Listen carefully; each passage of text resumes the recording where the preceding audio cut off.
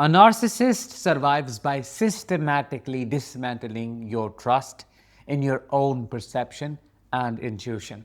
They gaslight you until you feel like you need a second opinion just to know if your own feelings are real. They condition you to look at them for the final verdict on what happened, knowing they will always rule against you. They rely on your self doubt to keep the control in their hands. But the moment their manipulation stops working is the moment you silently take your authority back. It's a quiet internal shift where you stop looking to the person who hurts you to validate your pain. You realize that you do not need their permission to know the truth. You do not need them to admit they were lying for you to know they lied. When you trust your own eyes more than their words, their entire strategy collapses, which is what we are going to talk about in a lot more depth in this episode. I'm Danish, a narcissistic abuse recovery professional. The topic for this one is 5 deep, silent behaviors that make it impossible for a narcissist to manipulate you. These are not things you say out loud. These are not arguments you win. These are shifts that happen deep inside your soul. The first behavior is the foundation of everything. You stop outsourcing your reality testing to the person who is distorting it, but it does not happen right away. It takes a lot of pain for the shift to happen. For a long time, the narcissist has trained you to be dependent on them for the truth. Think about how many times you have gone to them and asked, am I being crazy? Or did that really happen the way I think it did? Or are you mad at me? You were handing them the gavel. You were asking them to be the judge in the courtroom of your life. Should I say you were forced to do that? And because they want to control you, they always banged that gavel and found you guilty. They told you that you were too sensitive. They told you that you were remembering it wrong. The manipulation worked because you were waiting for them to agree with you. The shift happens when you take the gavel back. You stop asking for a second opinion. You wake up one day and realize, wait a minute, I was there. I saw what I saw. I heard what I heard. I feel pain, so the pain is real. This is a silent behavior. You do not walk up to them and scream, I know the truth. You just sit there quietly knowing it. When they try to gaslight you, instead of arguing and trying to convince them, you just look at them. Inside your head, you think, I know you're lying.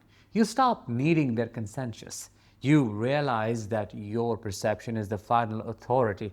And the moment you stop needing them to agree that they are abusive, they lose the power to make you feel crazy. You become a brick wall that their lies just bounce off of. The second behavior is a game changer. You mute the audio to clearly see the architecture of the manipulation. Narcissists are magicians with words. They are incredibly good at talking. They use they use word salad. They talk in circles. They use big words. They bring up history. They blame your mother, father. They blame the weather. They throw so many words at you that you get dizzy. If you listen to the words, you will always lose. You will get trapped in the maze. You will find yourself defending things you did not even do or say. So the person who cannot be manipulated does something very specific. They press the internal mute button. Imagine you're watching a movie of the narcissist, but you turn the volume all the way down to 0. You cannot hear their excuses. You cannot hear their I love yous. You cannot hear their blame. You can only see their actions. When you mute the audio, the manipulation becomes obvious. You see a person who claims to love you, but is screaming at you. You see a person who promises to change, but is doing the exact same thing they did yesterday. You stop being a participant in the argument and you become a scientist observing a specimen. You look at them and think, oh, look at that. He is doing the thing where he plays the victim again. Oh, she is doing the thing where she changes the subject. She deflects. You start to see the structure of the game.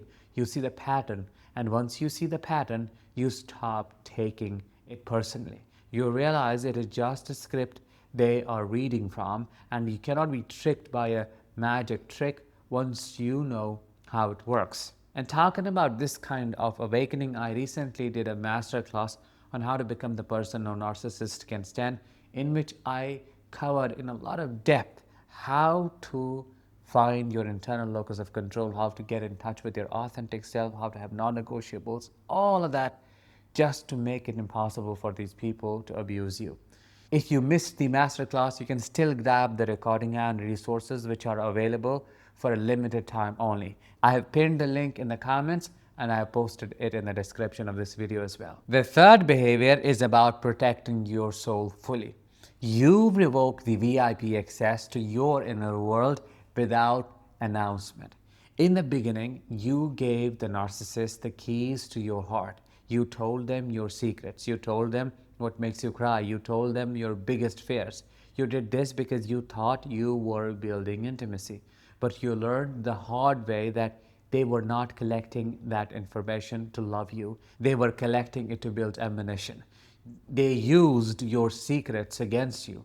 They mocked your fears. The person who is immune to manipulation realizes this and silently changes the locks. You do not make a big speech. You do not shout, I am never telling you anything again. Because if you do that, they will just challenge you. They will find another way. Instead, you just stop. You become what we call pleasant but impenetrable. You talk to them. You talk about the weather. You talk about the news if you have to. You talk about what to have for dinner. But you never ever talk about how you feel. You never tell them your dreams. You never tell them what you are afraid of. You treat them like a stranger at the grocery store. You are polite, but the door to the VIP room is locked.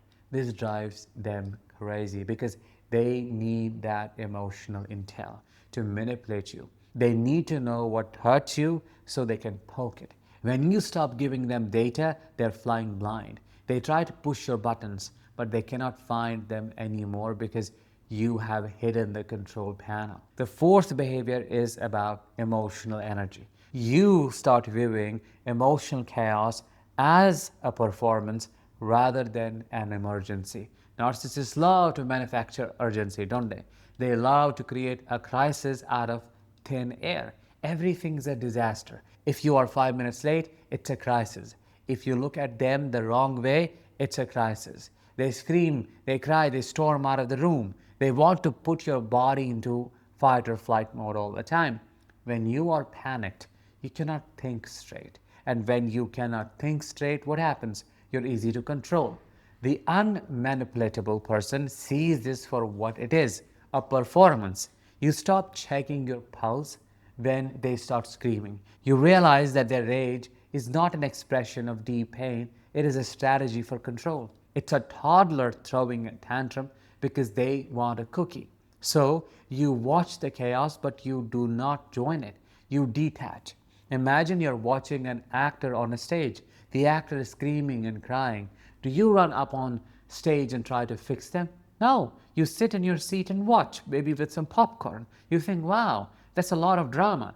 When you stop trying to fix their mood, their tactic fails. They're trying to provoke you. They want you to yell back. They want you to cry and beg. If you just stand there, calm and regulated, observing them like a bad movie, they run out of steam. They realize that fire is not burning you anymore. And finally, the fifth behavior, and this is the deepest one of all. You stop falling in love with potential. You stop falling in love with the potential and start interacting with the pattern. This is the hardest one. The strongest hook the narcissist has in your chest is your own hope. They keep you trapped by showing you glimpses of the person they could be. You remember how sweet they were in the beginning. You see the flashes of kindness and you think, if I just love them enough, if I just explain it better, they will go back to being that person. You are in love with a ghost. You are in love with a fantasy. The moment you become impossible to manipulate is the moment you become a realist. You look at the history, not the promise. You look at the last 10 years of your life. You see the lies, you see the betrayal, you see the cruelty, and you accept that this is who they are. You stop trying to excavate the good person buried underneath the abuse, and you accept that the abuse is the person. This sounds sad, but it is actually freedom. Because when you stop waiting for them to change, they cannot string you along anymore. They cannot promise you it will be different this time because you know it won't be. You act based on their pattern, not their potential. You become the grim reaper of your own false hope. And I know that sounds cruel, but you have to. And when you kill that false hope, you kill their ability to hurt you. You cannot be disappointed by someone you no longer expect anything from. So when you combine these 5 silent behaviors, you become a ghost to them. You are physically there, but your soul is out of reach. You trust yourself. You watch the actions, not the words. You keep your heart safe. You watch the show without joining the cast, and you accept the reality of who they are. This is not about winning a fight. It's about exiting the ring. It's about realizing that the only way to win with a narcissist is to stop playing their game entirely. And that's exactly what you will learn in the workshop. If you missed it, don't miss the recording. As I said earlier, you can grab it along with the resources by clicking the link in the pinned comments or the description. With that, let's bring this episode to an end. I will talk to you in the next one.